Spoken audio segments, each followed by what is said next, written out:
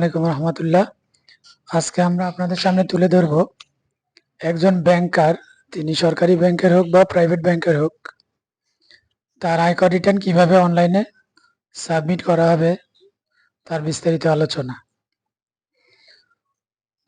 তো প্রথমে ওনার tin number এবং পাসওয়ার্ড দিয়ে নির্দিষ্ট ওয়েবসাইটে এনবিআর যে পোর্টাল এটাতে লগ ইন করে রেগুলার ই রিটার্ন এখানে চলে আসতে হবে। আসার পর অ্যাসেসমেন্ট ইনফরমেশনে যদি উনি গত অর্থ বছরে পুরো অর্থ বছরই চাকরি করে থাকেন তাহলে 1 জুলাই 2024 থেকে 30 জুন 2025 পর্যন্ত যেভাবে অটোমেটিক সিলেক্টেড করা আছে এইভাবে থাকবে। যদি 12 মাসের কম হয় তাহলে কোন ডেট থেকে কোন ডেট এটা এখান থেকে সিলেক্ট করে চেঞ্জ করা যাবে। রেসিডেন্ট স্ট্যাটাস, এখানে রেসিডেন্ট থাকবে যেহেতু উনি বাংলাদেশি নিবাসী।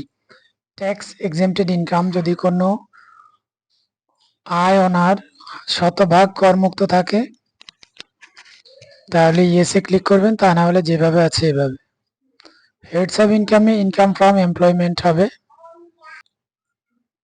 আর যদি ওনার অন্য কোনো হেডস অফ ইনকাম থেকে বা অন্য কোনো সোর্স থেকে ইনকাম থাকে তাহলে ওগুলো সিলেক্ট করে যথাযথভাবে পূরণ করতে হবে। যেমন income from rent, income from agriculture, income from business, capital gains, income from financial assets, income from other sources, any income from the following sources. এই নিচের এইসব সোর্স থেকেও যদি কোনো ইনকাম থাকে তাহলে এগুলো সিলেক্ট করতে হবে। তারপর সেভ এন্ড কন্টিনিউ দিয়ে সামনে চলে যাব। Location of main source of income. Location of main source of income হচ্ছে যে ওনার যেই প্রতিষ্ঠানে উনি চাকরি করেন সেই প্রতিষ্ঠানের যেই অফিসে চাকরি করেন ওই অফিসের অবস্থানটা কোথায়, সিটি কর্পোরেশনের ভিতরে না বাইরে। যদি সিটি কর্পোরেশনের ভিতরে হয় এটা কি ঢাকা উত্তর নাকি ঢাকা দক্ষিণ নাকি চট্টগ্রাম সিটি কর্পোরেশন নাকি অন্য কোনো সিটি কর্পোরেশন নাকি সিটি কর্পোরেশনের বাইরে। আমরা দেখাবো সিটি কর্পোরেশনের বাইরে মানে এনি আদার এরিয়া। তারপর tax rebate, claim tax rebate for investment, বিনিয়োগের জন্য কি আপনি কোনো ট্যাক্স রিবেট ক্লেম করবেন কি না, কর রেয়াত চান কি না। যদি চান তাহলে ইয়েস, না তাহলে। তারপর এখানে নিচে থেকে war wounded gazetted freedom fighter হলে এটাতে ক্লিক করবেন। এখানে গ্যাজেট নাম্বার যেটা এটা দিতে হবে। যদি পারসন উইথ ডিসএবিলিটি হয় তাহলে এখানে সিলেক্ট করতে ক্লিক করে রেফারেন্স নাম্বার দিতে হবে এবং কোন ডেটে উনি রেফারেন্স নাম্বার পেয়েছেন তা দিতে হবে।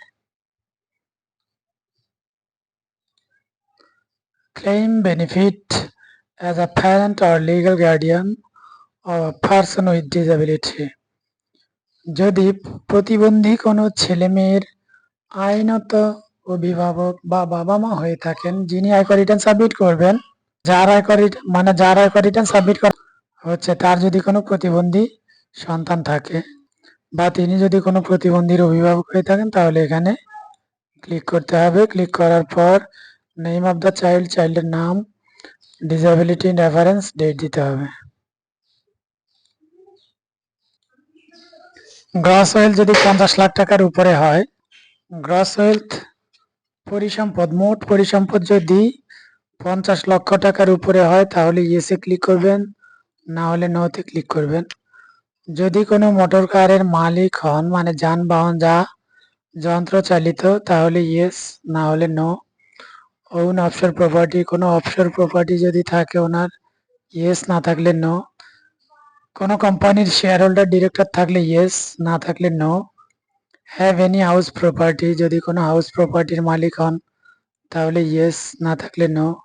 যদি ইয়েস হয় তাহলে area of house of property যেটা এটা স্কোয়ার ফিট ইউনিট, একটা ইউনিটেই আপনি এখানে উল্লেখ করতে পারবেন। যেমন 1600 স্কোয়ার ফিট যদি হয় তাহলে এখানে বসাবেন, আর যদি না হয় তাহলে নো।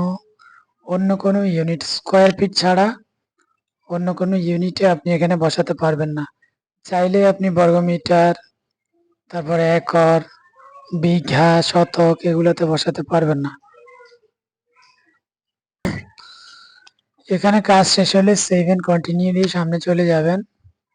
সামনে আসার পর এখানে আমরা আজকের একটা ভিডিওতেই সব ধরনের ব্যাংকার যারা প্রাইভেট হোক, গভর্নমেন্ট জব হোক, মানে হচ্ছে সরকারি ব্যাংক, এটা বিশেষায়িত ব্যাংক হোক, রাষ্ট্রায়ত্ত মালিকানাধীন ব্যাংক হোক, ফিনান্সিয়াল ইনস্টিটিউট হোক বা বেসরকারি ব্যাংকের এমপ্লয়ি হয়ে থাকেন।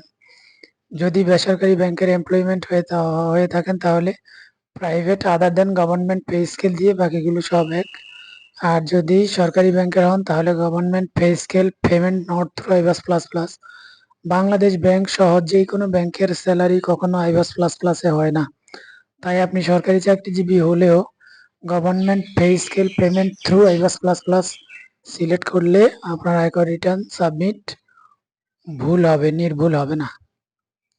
ওকে, আমরা name of the employer Sonali bank PLC দেখালাম, ডেজিগনেশন সিনিয়র অফিসার দেখাচ্ছি। পার্টিকুলারসে এসে এখানে পার্টিকুলারসে এসে বেসিক স্যালারি যেটা মূল বেতনটা প্রতি মাসে যা তাকে 12 দিয়ে গুণ করে টোটাল অ্যামাউন্ট বসাতে হবে। হাউস রেন্ট অ্যালাউন্স যেটা 12 মাসেরটা বসাতে হবে, মেডিকেল অ্যালাউন্স বসাতে হবে। আচ্ছা, বেসিক পে যেহেতু আমরা সিনিয়র অফিসার সিলেক্ট করেছি, সিনিয়র অফিসারদের বেসিক হচ্ছে 23,000 টাকা। 22,000 টাকা হলেও ওনারা যখন জয়েন করেন তখন একটা ইনক্রিমেন্ট পান। নবম গ্রেডের হলেও ওনারা অষ্টম গ্রেডের বেতন পান। যাই হোক, আমরা এই যে 23,000কে যদি 12 দিয়ে গুণ দিই তাহলে 2,76,000 টাকা হয়। হাউস রেন্ট যেহেতু আমরা এনি আদার এরিয়া উপজেলা বা জেলা লেভেল সিলেক্ট করেছি 23,000 টাকার 40%। যদি উনি আরো বেশি পেয়ে থাকেন, মোট কথা হচ্ছে যে যার আয়কর রিটার্ন আপনি সাবমিট করবেন, আপনার নিজের হোক যার হোক, আপনি আপনারটা সঠিকভাবে ক্যালকুলেট করে দিবেন। 1,10,400 এই যে 12 মাসের বাড়ি ভাড়া, মেডিকেল অ্যালাউন্স 1500 টাকা করে, 12 মাসে 18,000 টাকা। বাংলা নববর্ষ ভাতা হচ্ছে 4,600 টাকা, এটা বেসিকের 20%। আর ফেস্টিভ্যাল অ্যালাউন্স বা উৎসব ভাতা, ঈদ হোক পূজা হোক, এখানে সরকারি চাকরিজীবী যারা বা বেসরকারি প্রতিষ্ঠানেও কোনো কোনো প্রতিষ্ঠানে পূর্ণ বোনাস দেন, মানে বেসিক যা তাই পান।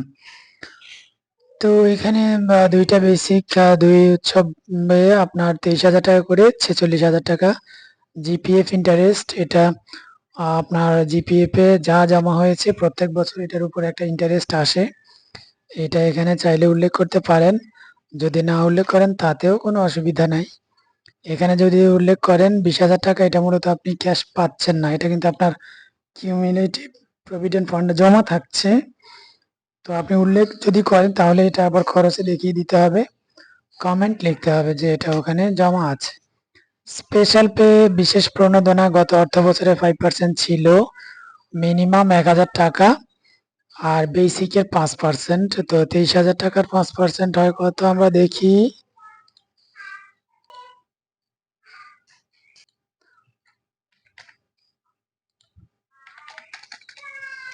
23,000-এর 5% হয় 1,150। 1,150 গুণন 12, 13,800 টাকা। এই যে স্পেশাল পে, এটা হচ্ছে বিশেষ প্রণোদনা। গত অর্থ বছরে সরকার বিশেষ প্রণোদনা দিয়েছিল সরকারি চাকরিজীবীদেরকে। আচ্ছা, এছাড়া আরো কি কি আছে আমরা এখানে দেখিয়েছি। ব্যাংকার যারা তারা লাঞ্চ সাবসিডি পেয়ে থাকেন, অর্থাৎ মধ্যাহ্ন ভোজন ভর্তুকি পেয়ে থাকেন। গত অর্থ বছরে পেতেন 200 টাকা করে, বর্তমানে পাচ্ছেন 400 টাকা করে। তো বর্তমান অর্থ বছরে 400 টাকা করে ওনারা পাচ্ছেন, এটা আমরা এখানে দেখাতে পারবো না যেহেতু আমরা গত অর্থ বছরের আয়কর রিটার্নের কাজ করছি। মধ্যাহ্ন ভোজন ভাতা ভর্তুকি অনেকেই আয়কর রিটার্নের ফাইলে উল্লেখ করতে চান না, কিন্তু আমার সাজেশন থাকবে, যেহেতু আয়কর অধ্যাদেশ 2023 অনুযায়ী আপনার কোনো ধরনের আয় আপনি আপনার ফাইলে ডিক্লারেশন করা ছাড়া রাখতে পারবেন না। তো যাই হোক, প্রতিদিন যদি 200 টাকা করে হয়, 22 কর্মদিবস, 22 গুণন 200, 4,400 গুণন 12, 52,800 টাকা হয়। আমরা ওই যে কিছুদিন বন্ধ টন্ধ থাকে তো আমরা 48,000 দেখিয়ে দিলাম। আপনি অ্যাকচুয়ালি 48,000 বেশি পেয়েছেন না কম পেয়েছেন আপনারটা আপনি সুন্দর করে নির্ভুল ভাবে দেখাবেন। এরপর ব্যাংকাররা ইনসেনটিভ পান, সেই ইনসেনটিভটা দেখাবেন। আমরা দেখি ইনসেনটিভের কোনো আছে কিনা বা বোনাসের কিছু আছে কিনা।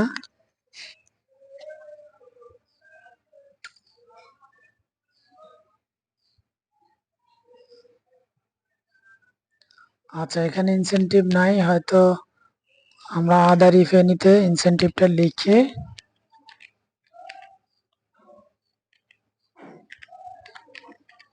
ইনসেনটিভ বা ইনসেনটিভ বোনাস যাই হোক, এটা আমরা লিখে ইনসেনটিভটা, যেমন কোনো ব্যাংকে একটা বেসিক, কোনো ব্যাংকে দুটি বেসিক, কোনো ব্যাংকে তিনটা। বাংলাদেশ ব্যাংক এই যে গত কয়েকদিন আগে বললো তারা 6টা ইনসেনটিভ নিবে, মানে বেসিকের 6 গুণ। তো আমরা মনে করি যে সোনালী ব্যাংক যদি বেসিকে 2টা ইনসেনটিভ দেন তাহলে উনি 46,000 টাকা পেয়েছেন মনে করলাম। তারপর আরো কোনো ভাতা যদি পান, যেমন বকেয়া বেতন, appointment pay, batman allowance, charge allowance, চৌকি allowance, compensatory allowance, conveyance allowance, cook allowance, daily allowance, dearness allowance বা special benefit, defence service allowance, deputation allowance, disturbance allowance, allowance for support staff, education allowance, বাচ্চা থাকলে তারা যদি school পড়ুয়া হয় তাহলে 500 টাকা করে প্রতি সন্তানের, 2 জন হলে 1000, একজন হলে 500, flying fee, foreign allowance, gratuity, good conduct pay, hazardous job allowance, haircut allowance, hill allowance. যদি কারো পাহাড়ে পোস্টিং হয় তাহলে ওখানে পাহাড়ি ভাতা পেয়ে থাকেন অনেকে, যে হ্যাজার্ডাস জব অ্যালাউন্স। অনেকের চাকরিতে আপনার এই যে স্বাস্থ্য ঝুঁকি থাকে, যদি ব্যাংকারদেরও এরকম স্বাস্থ্য ঝুঁকি থেকে থাকে, যেমন করোনা ভাইরাসের টাইমে ব্যাংকারদের স্বাস্থ্য ঝুঁকি ছিল, তখন হয়তো আমাদের দেশে এরকম টাকা দিয়েছে কিনা আমরা জানি না, কিন্তু ওনাদেরকে প্রতিদিন অফিস করলে 1000 বা 400, 500, 600 করে একটা অ্যামাউন্ট দিয়েছে আমরা শুনেছি। 1000 প্রতি মাসে 30,000 টাকা করে। আচ্ছা, কম বেশি যাই হোক হতে পারে, এটা 2020-21 সালের ঘটনা, আমরা এখন অত স্পষ্ট মনে নাই। তারপর হিল অ্যালাউন্স তো বললাম, অনারিয়াম, জুডিশিয়াল অ্যালাউন্স যদি কোনো অ্যালাউন্স থাকে। তারপর যদি জুডিশিয়াল অ্যালাউন্স থাকে, মেডেল অ্যালাউন্স, মোবাইল বা সেলফোন অ্যালাউন্স, এটা ব্যাংকারদের থাকে, থাকলে বসাবেন। ওভারটাইম অ্যালাউন্স যদি থাকে, অধিককাল ভাতা বা ওই যে অতিরিক্ত সময় কাজ করলে, other retirement benefits, personal pay, residential telephone encashment allowance, ration allowance, refreshment allowance, rest and recreation allowance, রিট, মানে এই যে অনেক ধরনের ভাতা আছে, এগুলো যদি থাকে তাহলে সব উল্লেখ করবেন, কোনো ভাতা যেন বাদ না যায়। তারপর রিচেক করে তারপর সেভ এন্ড কন্টিনিউ দিয়ে সামনে চলে যাবেন। রিবেট অংশে এসে যদি আপনার লাইফ ইন্স্যুরেন্স করা থাকে এন্ট্রি দিবেন, ডিপোজিট থাকলে এন্ট্রি দিবেন, অ্যাপ্রুভড সঞ্চয়পত্র থাকলে এন্ট্রি দিবেন, ইউনিট সার্টিফিকেট, মিউচুয়াল ফান্ড, এগুলো সম্বন্ধে বিস্তারিত আমাদের আরো যদি জানতে চান তাহলে আপনার যে আমাদের ট্রেনিং পার্ট 1, পার্ট 2 এইভাবে অনেকগুলো মডিউল অনুযায়ী ভিডিও থাকবে, ওখানে ডিটেইল সব কিছু জানতে পারবেন। যাই হোক, আমরা ব্যাংকারদের, সরকারি ব্যাংকার যারা তাদের জিপিএফ, আর যদি বেসরকারি ব্যাংক হয় তাহলে আরপিএফ, রিকগনাইজড প্রভিডেন্ট ফান্ড, এখানে ব্যাংকের নাম দিবেন, সরি এমপ্লয়ার নেম, হ্যাঁ ঠিক আছে, ব্যাংকের নাম বা প্রতিষ্ঠানের নাম, সেলফ কন্ট্রিবিউশন, প্রতি বছরে আপনি কত টাকা দিচ্ছেন, আপনার প্রতিষ্ঠান কত দিচ্ছে, এটা হচ্ছে প্রাইভেট ব্যাংকারদের জন্য। আর সরকারি ব্যাংকারদের জন্য এখানে যে জিপিএফ, যেটা general provident fund, old account বা পিএফ নাম্বার দিবেন, বর্তমানে সব ডিজিটাল নতুন অ্যাকাউন্ট, এটা বসাবেন।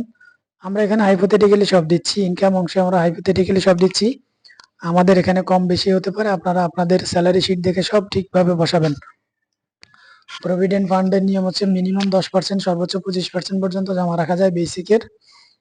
তো বেসিক আমরা ধরেছি যে 23,000 টাকা, 23,000 টাকা ধরলাম যে উনি 10% ওখানে রাখেন, তাহলে 2300 গুণন 12, 27,600 টাকা, এই যে আমরা এখানে উল্লেখ করেছি। তারপর approved benevolent fund and group insurance premium, বাধান্য তহবিল, যেই তহবিলে প্রতি মাসে কমপক্ষে 200 টাকা জমা, কমপক্ষে না, এটা 200 টাকায় নির্ধারিত, তাহলে 12 মাসে 2400 টাকা 200 করে। গ্রুপ ইন্স্যুরেন্স প্রিমিয়াম যদি থাকে তাহলে যেই চাঁদা দিবেন এটা এখানে উল্লেখ। আরো কোনো চাঁদা থাকলে জাকাত ফান্ডে যদি দান করেন উঠাবেন, ইউনিভার্সাল পেনশন স্কিম যদি থাকে তাহলে এখানে দিবেন। মোটামুটি এই, তারপর ওই যে আমরা সেভ এন্ড কন্টিনিউ দিয়ে সামনে চলে যাব। এক্সপেন্ডিচার বা খরচ অংশে পার্টিকুলারসে কি কি আছে? এক্সপেন্সেস ফর ফুড, খাদ্য, বস্ত্র এবং এসেনশিয়ালস, এখানে 12 মাসে কত টাকা যাচ্ছে উল্লেখ করবেন। আপনি যদি ভাড়া বাড়িতে থাকেন তাহলে কত টাকা ভাড়া এই বক্সে উল্লেখ করবেন। যদি নিজের বাড়িতে থাকেন তাহলে এই কমেন্টে লিখে দিবেন ওন হাউস। বাবার সাথে থাকলে living with father. Auto and transportation expenses, driver's salary, fuel and maintenance এখানে বসাবেন। আদার ট্রান্সপোর্টেশন এখানে বসাবেন যদি খরচ থাকে। Household and utility expenses, electricity এখানে, gas, water, sewerage and garbage bill এখানে, phone, internet, TV channels and subscription fee এখানে বসাবেন। Home support, staff and other expenses এখানে বসাবেন। এডুকেশন এক্সপেন্সেস এখানে বসাবেন। Festival and other special expenses, festival, party, events খরচ এখানে বসাবেন। Domestic and overseas tour, holiday etcetera, আপনি দেশের ভিতরে বা বাইরে যদি কোনো ভ্রমণে যান খরচটা এখানে বসাবেন। ফিলান্থ্রপি, যদি আপনি কোনো দান করে থাকেন দানের টাকা এখানে। আদার স্পেশাল এক্সপেন্সেস থাকলে এখানে বসাবেন। এনি আদার এক্সপেন্সেস, আরও কোনো খরচ থাকলে এখানে বসাবেন। Total expense relating to lifestyle এখানে অটোমেটিক ক্যালকুলেটেড হয়ে যোগ হয়ে যাবে। Tax, charges etcetera paid during 1st July 2024 to 30th June 2025। 2024 সালের 1 জুলাই থেকে 2025 সালের 30 জুন পর্যন্ত আপনি কোনো ট্যাক্স বা কোনো ফি যদি দিয়ে থাকেন, যেমন payment of tax, source tax, advance tax যদি দিয়ে থাকেন তাহলে এখানে বসাবেন। অনেকের বেতন থেকে অগ্রিম টাকা কেটে নেয়, এখানে বসাবেন। প্লাস অ্যাডভান্স লেভেলে গিয়ে সেটা সমন্বয় করবেন।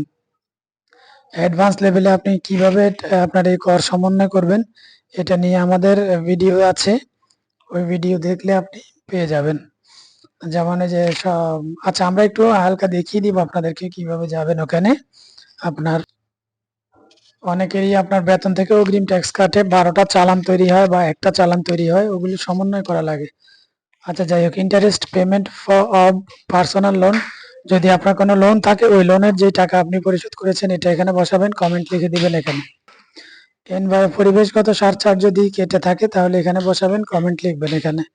সেভ এন্ড কন্টিনিউ দিয়ে সামনে চলে যাবেন। অ্যাসেট এন্ড লাইবিলিটিজ অংশে ইম্পর্ট্যান্ট অটোফিল, এটা গত অর্থ বছরে যদি আপনি আয়কর রিটার্ন অনলাইনে সাবমিট করেন তাহলে এখানে ক্লিক করলে সব অটোমেটিক এখানে চলে আসবে। অ্যাসেট এন্ড লাইবিলিটিজ অংশে সতর্কতা হচ্ছে যে আপনার কোনো ধরনের স্থাবর অস্থাবর সম্পদ যেন বাদ না যায়।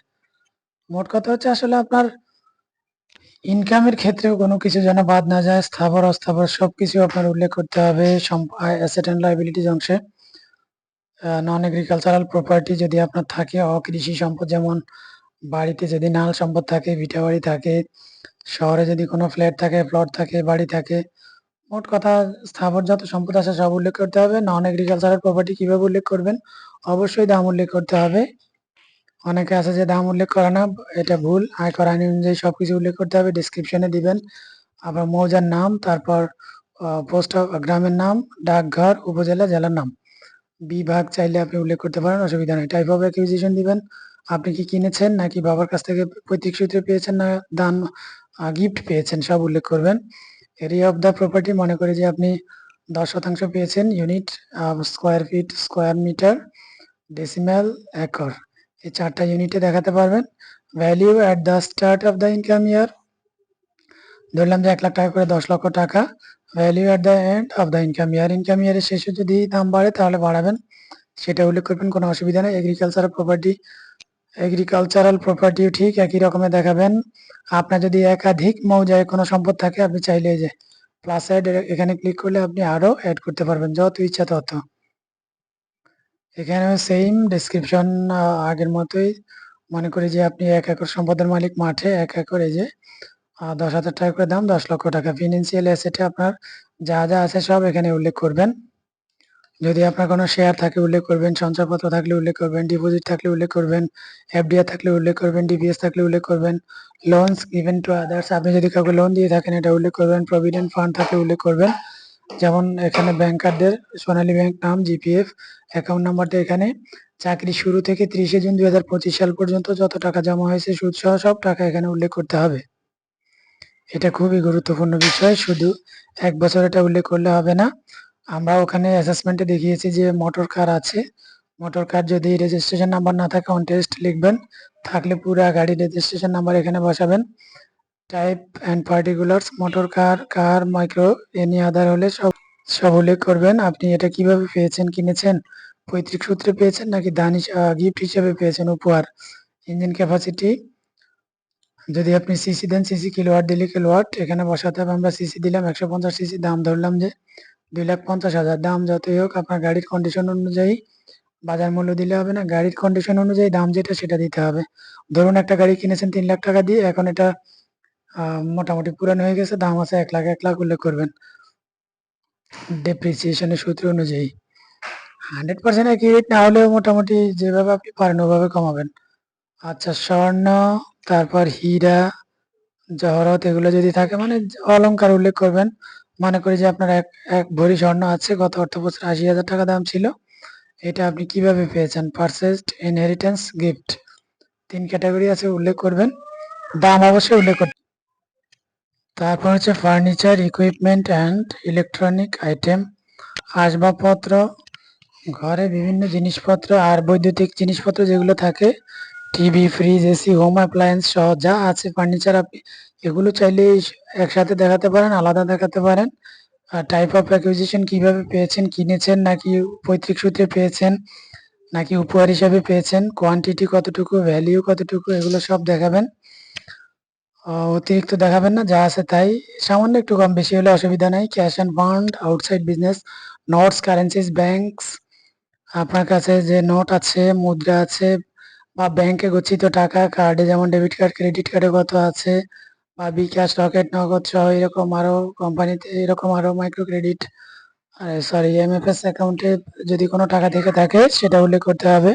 অবশ্যই এটা 2025 সালের 30শে জুন পর্যন্ত যে ব্যালেন্স এটা, এখানে টাইপ ব্যাংক অ্যাকাউন্ট, কার্ড, আদার ইলেকট্রনিক ক্যাশ, তারপর ব্যাংকের নাম, অ্যাকাউন্ট নাম্বার, 30শে জুনের ব্যালেন্স বসাতে হবে। ক্যাশ ইন হ্যান্ড, এটা আমরা ডিফারেন্স জিরো করার জন্য 680 টাকা বসিয়েছি, এটা আমরা একটু উঠাই দেই তারপর বুঝবেন। আর লায়াবিলিটিস, আপনার যদি কোনো ব্যাংক বা আর্থিক প্রতিষ্ঠান, এনজিও থেকে যদি কোনো লোন নেওয়া থাকে সেটার তথ্য এখানে অবশ্যই উল্লেখ করতে হবে। এই যে ক্লিক করলে name of the bank, account number, কি উদ্দেশ্যে আপনি লোন নিয়েছেন, ব্যালেন্স অ্যামাউন্ট 30শে জুন 2025-এ, আউটস্ট্যান্ডিং ব্যালেন্স, ব্যাংক আপনার কাছে সুদে আসলে কত পাবে ওটা এখানে উল্লেখ করতে হবে। তারপর হচ্ছে আপনার এই যে other outflow, loss, deduction, other expenses, এটা আমাদের এখানে লাগবে ব্যাংকার হিসাবে। জিপিএফ ফান্ডে আপনার কেটেছে 27,600 টাকা। রেভিনিউ স্ট্যাম্প কস্ট প্রতি মাসে 10 টাকা করে, 12 মাসে 120, বাধান্য তহবিলে কেটেছে 2,400। আর প্রিজার্ভড অ্যাট জিপিএফ ফান্ড, ওই যে জিপিএফ ফান্ড থেকে জিপিএফ ইন্টারেস্ট ইনকামে দেখিয়েছি, এটা তো আসলে উনি ক্যাশ পান নাই, তাই এটা আমরা খরচে দেখিয়ে দিতে হবে 20,000। আর যদি আপনি ইনকাম অংশে জিপিএফ ইন্টারেস্ট না দেখান তাহলে এখানে আর সমন্বয় করার কোনো দরকার নাই। এই জিপিএফ ইন্টারেস্টে যে 20,000 টাকা, এটা এক্সপেন্ডিচার অংশেও দেখানো যায়, এখানে দেখালে best practice. Source of fund, এই যে উনি ইনকাম করেছেন 4,29,800, ট্যাক্স এক্সাম্পটেড ইনকাম ওনার 1,53,000, টোটাল এই যে 5 লক্ষ টাকার উপরে। আদার রিসিপ্ট, যদি আপনি আরো যেমন কি আছে, এটা আপনার ইনকাম অংশে যে দেখিয়েছেন ওই টাকা ছাড়া আপনি যদি আপনার স্ত্রীর কাছ থেকে বা আরো কারো কাছ থেকে যদি আপনি কোনো টাকা গ্রহণ করে থাকেন গিফট হিসাবে বা অন্য কোনো পারপাসে, এটা এখানে উল্লেখ করবেন। পার্টিকুলার এখানে লিখবেন যে কোন বাবদ আপনি রিসিভ করেছেন, যেমন received from mother as a gift, received from spouse as a gift, আচ্ছা এইভাবে। তারপর রেফারেন্স দিবেন, কত তারিখে আপনি নিয়েছেন, গ্রহণ করেছেন, ব্যাংক অ্যাকাউন্টে না ক্যাশে, অ্যামাউন্ট এখানে উল্লেখ করবেন। Net wealth of previous income ইয়ার, যদি আপনি আগে আয়কর রিটার্ন দিয়ে থাকেন তাহলে আপনার এটা গত অর্থ বছরের শেষে যে আপনার নিট ওয়েলথ ওটা ওখানে থাকবে লেখা, ওটা এখানে উল্লেখ করবেন।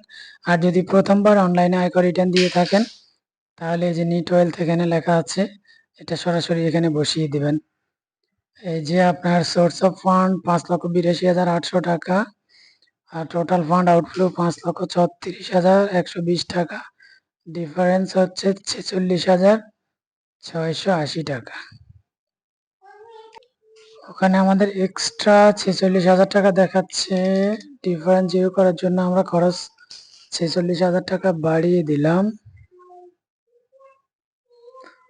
আমাদের নেট ওয়েলথ আর এখানে ওকে 30,45,000। এখন আমাদের ডিফারেন্স দেখাচ্ছে 680 টাকা। এটা আমরা ক্যাশ ইন হ্যান্ড এই অংশে বসিয়ে দিব। ওকে, আমাদের কাজ মোটামুটি শেষ।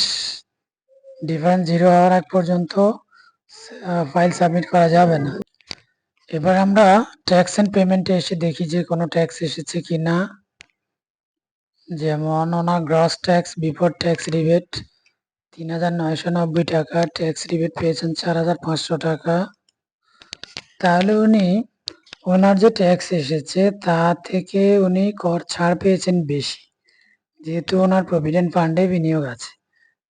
Net tax after tax rebate 3,000 টাকা। তো ওনার ট্যাক্স রিবেট 4,500 হিসেবে তো এটা জিরো হয়ে যাওয়ার কথা। যাই হোক, এটা এনবিআর এর অ্যালগরিদম জনিত সমস্যা এখনো রয়ে গেছে।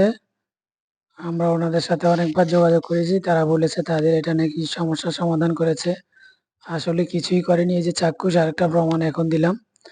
যাই হোক, যদি কোনো ট্যাক্স আসে পে নাওতে ক্লিক করলে আপনি ট্যাক্স পেমেন্টের অনলাইন পেমেন্টের অপশনগুলো পেয়ে যাবেন, internet banking, card, mobile banking, এগুলো এই সংক্রান্ত আমাদের আলাদা ভিডিও আছে, দেখে নেবেন।